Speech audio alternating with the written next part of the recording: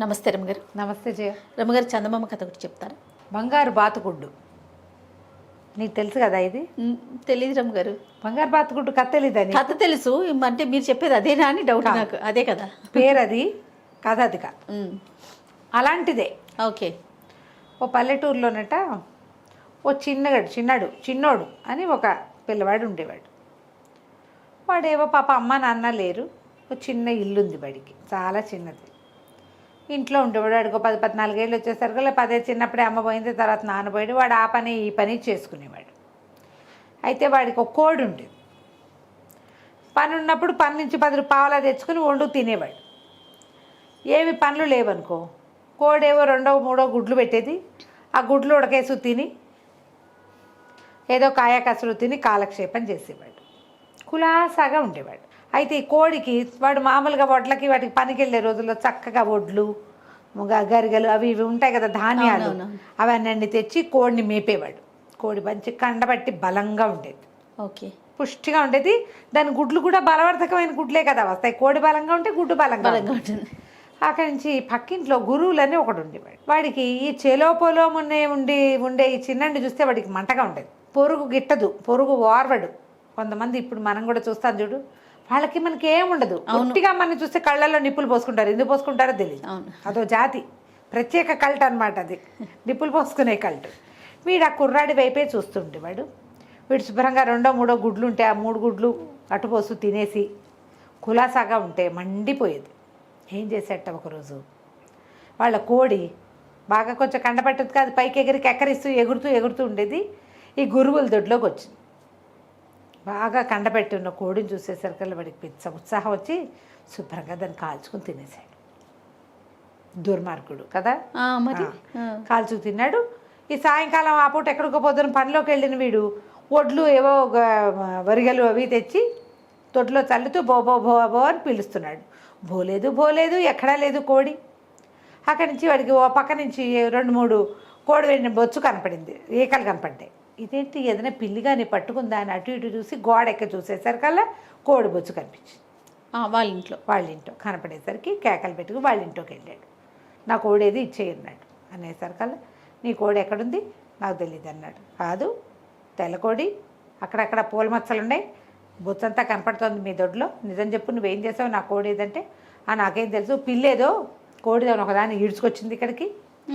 ఆ పిల్లి నుంచి కోడిని రక్షించడానికి పిల్లిని తోలేశాను, బెడ్రగొట్టి కొట్టాను, కానీ అప్పటికే కోడికి మెడ దిగిపోయింది, చచ్చిపోయింది కదా, ఏముంది లేని కాల్చుకుని తిన్నాను అనేసరికల్ వాడు రంకెలేసాడు. చిన్నాడు ఊరుకోలే, నా కోడిని పొట్టను పెట్టుకున్నావు అనేసరికల్ అతనేమన్నాడు, గురువులు నేను దీని దగ్గరికి వెళ్తాను, న్యాయాధికారి దగ్గరికి వెళ్తాను, గ్రామాధికారి దగ్గరికి వెళ్తానని చిన్నాడు కేకలు పెట్టాడు, కళ్ళ నీళ్ళు పెట్టుకుంటూ. కోడి చచ్చిపోయింది కదా పాప, ఎప్పటి నుంచో వాడు ఆ కోడిగుడ్లు తిని హాయిగా ఉంటున్నాడు.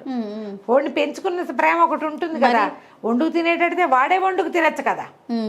మండిపోయింది, అరిచి కేకలు పెట్టేసరికల్లా గురువులు అన్నాడు, ఆ గోల్ చేయబాక, ఎందుకు అంత గోల్ చేస్తావు అని చెప్పేసి ఓ బాతు పిల్లని తన దగ్గర బాతులు ఉన్నాయి, ఓ పిల్ల బాతును ఎత్తి చేతిలో పెట్టాడు. ఈ బాతును పెంచుకో నీ కోడికి బదులు అని.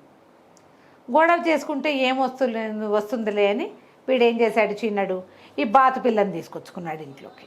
ఓకే. అది ఆ గొరిగలు అవి ఇవి తిని వీడు చెరువు వైపు వెళ్తుంటే వాడు వెనకాల పడొచ్చి ఆ చెరువులో తిరిగి అక్కడ ఇక్కడ అవి ఇవి తిని బాతు బలిసింది. ఓకే. ఒంటరి పట్టు మీద ఏదైనా బలుపుగానే ఉంటుంది, పిల్లలు బలిపే, బాతులు బలిపే, అంతేగా, ఎవరైనా అంతే కదా, పోషణ ఎక్కువ ఉంటుంది కదా. అక్కడి నుంచి బాతు కొన్నాళ్ళు అయిన తర్వాత అది చెరువులోకి పోయి అక్కడికి ఇక్కడికి తిరిగి మెల్లిగా గుడ్లు పెట్టడం మొదలుపెట్టి. ఓకే. బాతు గుడ్లు ఇంకొంచెం పెద్దవి కోడిగుడ్డు కంటే. బాతు గుడ్లు వలుచుకు తినేవాడు వీడు, కాల్చుకుని వాటిని ఉడికేసుకుని, అవకాశం లేకపోతే బాతులు. కొన్ని పిల్లలు అవుతుండేవి, పిల్లలు అయ్యేంత పరిస్థితి వీడి రానిచ్చేవాడు కాదు, తినేవాడు. వాడికి ఆహారం కావాలి కదా, చిన్న కుర్రాడు కదా, 20 ఏళ్ళ వాడు.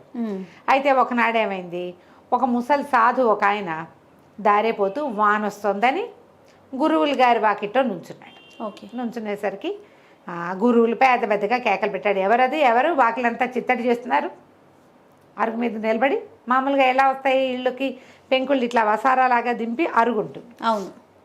ఎవరైనా వాన్లోంచి అరుగు మీదకి ఎక్కారనుకో, అరుగంతా బంకగా పేడగా అయిపోతుంది, బురదలోంచి వస్తారు కదా, తడి అయిపోతుంది. సాయంకాలం రాత్రికి అరుగు మీద పక్కేసుకోవాలంటే అరుగు కడుక్కుంటే కానీ పక్కేసుకోలేరు.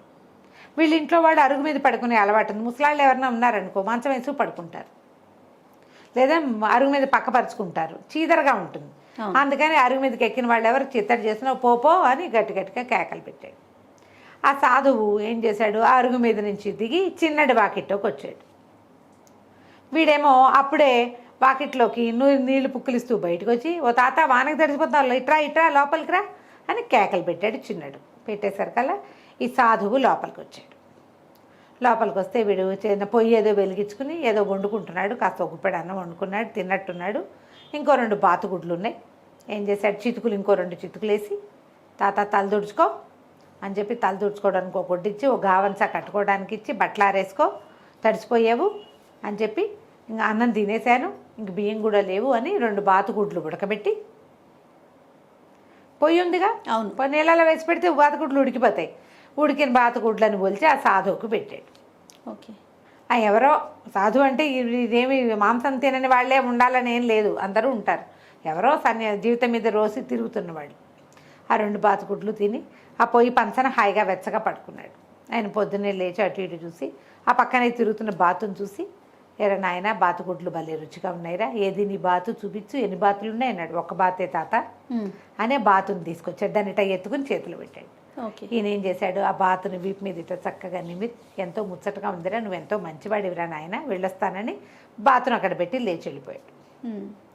మర్నాడో 3వ రోజు బాతు గుడ్డు పెట్టింది. అదో బుట్టలో పడుకుంటుంది. గంప, బుట్ట అనకూడదంట, గంప. ఆ గంపలో బాతు గుడ్డు పెట్టి బంగారపు గుడ్డు పెట్టింది బాతు. ఇప్పుడు ఆశ్చర్యపోయాడు, ఇదేంటి అని పగల కొట్టడాన్ని చూశాడు. పగల అంత గుడ్డు అది తీసుకుపోయి మార్కెట్లో అమ్మాడు. డబ్బులు వచ్చినాయి. హాయిగా వంట చేసుకుని తిన్నాడు, సుఖంగా ఉన్నాడు. అది అప్పుడప్పుడు పెట్టేది గుడ్డు, కానీ బంగారపు గుడ్లే పెట్టేది. బంగారపు గుడ్డు అమ్ముకుంటే పిల్లవాడికి కావాల్సిన డబ్బులు. వీడి జీవితంలో మార్పు వచ్చేసింది. ఇల్లు కొంచెం పక్కకి ఇంకో గది వేసుకున్నాడు, ఓ పందిరి వేసుకున్నాడు, 4 మొక్కలు పెట్టాడు. వాడు మంచి బట్టలు కట్టుకుంటున్నాడు. రోజు మంచి వంట, పిండి వంటలు కాదు, కూరలో అవి ఉడుకుతున్న వాసనలు వచ్చేవి. గురువులకి అర్థం కాలే, వీళ్ళ మధ్య ఒక గోడ ఉంది. ఏమిటి వీడి జీవితం ఎట్టా బాగుపడిపోయింది, ఏం జరిగింది అని చూస్తూ ఉండేవాడు. ఒకనాడు ఆ బాతు బుట్టంతా కింద రెట్టలతో నిండుంది. బుట్టతో పాటు దాన్ని బయటికి తీసుకొచ్చి బుట్ట దులిపి అందులో ఉన్న బాతుగుడ్డుని జేబులో వేసుకోవటం చూసేసాడు గురువులు. బంగారు బాతుగుడ్డు అంటే ఏదో జరిగింది, వీడి దగ్గర బంగారు గుడ్లు వస్తున్నాయి, అందుకే వీడికి డబ్బులు వచ్చాయి. ఏం చేశాడు, చుట్టుపక్కల వాళ్ళు ఎవరో ఇద్దరు తనలాంటి వాళ్ళని 2 దేభ్యంగాళ్ళని పిలుచుకొచ్చి, అరే వీడు మా బాతును కొట్టేసినట్టు సాక్ష్యం చెప్పాలి మీరని న్యాయాధికారి దగ్గరికి తీసుకుపోయాడు. ఓరిని ఆయన న్యాయాధికారి ఊళ్ళో లేక ఆ ఊరికి చిన్న రాజుగారు ఉన్నారు, రాజుగారి దగ్గరికి పంపించారు. పంపిస్తే మా పక్కింట్లో ఉన్న చిన్నడు మా బాతుని కొట్టేశాడు, దొంగతనం చేశాడు అని చెప్పి ఫిర్యాదు ఇచ్చాడు. రాజుగారి బాతుతో సహా చిన్నడిని తీసుకురండి అన్నారు. బాతును వెంబడబెట్టి సంకలు పెట్టుకుని చిన్నడు వెళ్ళాడు. వెళ్తే, నువ్వు వీడి బాతుని దొంగిలించావుట, సాక్షులు ఉన్నారట, ఏమిటి నీ సంగతి చెప్పమన్నారు. చెప్పంటే చిన్నడు అన్నాడు, అబ్బాయి నీ బాతును కొట్టేయలేదండి, ఏడాది నాడు ఈయనే మా కోడిని తినేశాడు, హాయిగా కోడిగుడ్లతో బతికేవాడిని, కోడిని తినేసి చిన్నది 20 రోజుల వయసున్న బాతు పిల్లని ఇచ్చాడు నాకు, నేను ఆ బాతు పిల్లని పెంచుకున్నాను, ఈ బాతు నాదేనండి అన్నాడు. వీళ్ళు కొట్టేశారని సాక్ష్యం ఉంది, వాడు చెప్పేది ఏదో నిజాయితీగానే ఉన్నట్టుంది. పైగా ఆ బాతు కింద పెడితే అది కెక్క అంటూ ఎంతసేపు ఆ చిన్నడున్న వైపే వెళ్ళిపోతుంది. అంతే కదా, పెంపకానికి దాదా అంటే వాడి దగ్గరికి వెళ్ళట్లా, పిలవమన్నారు, పిలవమంటే గురువులు పిలిస్తే వెళ్ళటల్లా, అది వీడి దానకపోయినా వీడి దగ్గర పరిగెత్తుకొస్తుంది. ఓకే, సరే ఇదేదో చూద్దామని బాతును ఇక్కడే ఉంచండి, ఇవాళ మీ ఎదురింటికి వెళ్ళిపోండి అన్నారు. బాతును బుట్టలో పెట్టారు. బుట్టలో పెడితే తెల్లవారంగానే బాతు గుడ్డు పెట్టింది. ఆ పనివాడు ఆశ్చర్యపోయి, బాబు గుడ్డు పెట్టిందండి ప్రభు, చూడండి ఇది బంగారు గుడ్డు అన్నాడు. ఆయన ఆశ్చర్యపోయి, సరే ఉండండి రా, బాతు గుడ్డు సంగతి దాచిపెట్టండి చూద్దామని ఏం చేశారు, కొన్ని వేరే గుడ్లు పట్టరండి అన్నారు. సరే రాజుగారి దగ్గరికి తీసుకెళ్ళారు. అది మర్నాడు వీళ్ళు వచ్చారు, ఎవరు చిన్నడును గురువులు ఇద్దరు తీర్పు సమయానికి వచ్చారు. వచ్చేసరికల్లా ఇద్దరిని విడివిడిగా నుంచోబెట్టి గురువులకి గుడ్లు చూపించారు. మీ బాతు ఇంత గుడ్డు పెడుతుందా అని పెద్దది చిన్నది చూపించారు. వీడేం చేశాడు, పెద్దదని చెప్తామని ఇంతంత గుడ్లు పెడుతుందండి అన్నాడు. అనేసరికి ఏం చేశారు, ఒక మామూలు బాతుని తీసుకొచ్చి ఇదిగో నీ దానిలాగానే ఉన్న బాతుని తెచ్చి నీ బాతును పట్టుపో అని పంపేశారు. అయితే నీ బాతే ఇది ఇంతంత గుడ్లే పెడుతోంది అని పంపించేశారు. చిన్నడిని అడిగారు. చిన్నడి బిక్కమొహం వేసుకుని ఉంచున్నాడు. బాతుని వాడు పట్టుకెళ్ళిపోతుంటాయి. ఏరా అబ్బాయి మీ బాతు ఈ సైజు గుడ్డు పెడతా ఈ సైజు గుడ్డు పెడుతుందా అని చూపించారు. చూపించేసరికి అది చిన్నడు అన్నాడు, అయ్యా క్షమించండి, మా బాతు ఈ గుడ్లు పెట్టదండి, ఇది వరకు పెట్టేది తినేవాడిని, ఇప్పుడు బంగారు గుడ్లు పెడుతుందండి నా బాతు, ఈ చిన్న గుడ్డు అంత గుడ్లు పెడుతుంది, బంగారు గుడ్లు అంటే రాజు నిజమేనా అన్నాడు. అక్షరాల నిజమండి, ఇప్పటికి 6 గుడ్లు పెట్టింది, నేను అవి అమ్ముకునే బాగుపడ్డాను. ఈయన అది చూసే అనుకుంటా ఆ రహస్యం తెలిసే ఇట్లా చెప్తున్నాడు, మీరేమో బాతుని వాడికి ఇచ్చేశారండి అని ఏడుపు మొహం పెట్టాడు. రాజుగారు ఆశ్చర్యపోయాడు. బంగారు బాతు గుడ్డు పెట్టడం ఏమిటి, బంగారు గుడ్డు పెట్టడం ఏమిటి, బాతు ఎట్లా అని అడిగితే తెలియదండి, కొన్ని నెలల క్రితం ఒక సన్యాసి ఒక ఆయన సాధువు వచ్చాడు, ఆ రోజు రాత్రి మా ఇంట్లో పడుకుని తిన్నాడు, ఆయన తిన్నవే ఆఖరి గుడ్లు అండి, మళ్ళీ మా ఇంట్లో మామూలు గుడ్డు పెట్టలేదు అనేసరికి రాజుగారు సంతోషించి బాతుని నువ్వే ఉంచుకో, నువ్వు ఇంత నిజాయితీగా నిజం చెప్పావు కాబట్టి నీకు సంస్థానంలో చిన్న ఉద్యోగం ఇస్తాం, బంగారు ఇల్లు వదిలేసి బంగారు వాడి గుడ్లు వాడివే, వాడి గుడ్లు వాడివే, ఇంత నిజాయితీ గల వాడివి, మంచివాడివి కాబట్టి నీకు అవకాశం వచ్చింది, లేకపోతే రాదు కదా అంతే అని చెప్పి వాడినేమో ఆ స్థానంలో వేసుకున్నారు. ఆ గురువులు పట్టుకెళ్ళాడు కదా, బంగారు బాతుగుడ్లు పెట్టుతుంది బాత అని చెప్పి, అదేమో 3వ రోజున గుడ్డు పెట్టింది, మామూలు గుడ్డు. ఓకే, ఇప్పుడు పగలగొట్టి చూశాడు, అది గస పలకమని పగిలింది, గుడ్డు కూడా మిగల. ఆశ్చర్యపోయాడు, ఇప్పుడు ఏం చేయాలో తెలియలే. ఇప్పుడు ఎవరి మీద రిపోర్ట్ ఇస్తాడు, అదే ఊరుకో. 3వ రోజున చూస్తే వీళ్ళేడు పక్కన, వీడికి సంస్థానంలో ఉద్యోగం వచ్చిందని, తన రోగానికి శాస్తి జరిగిందని తెలిసింది.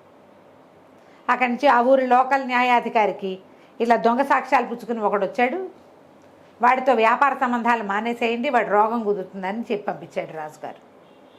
వాడి దగ్గర బాతుగుడ్లున్నా కోడిగుడ్లున్నా ఎవరు కొనేవాళ్ళు కాదు, వాడు మోసుపోయి వేరే ఊళ్ళో అమ్ముకోవాల్సి వచ్చింది. ఈ ఊళ్ళో ఉండకుండా పక్క ఊరు వేరే ఊళ్ళోకి వెళ్ళిపోయాడు.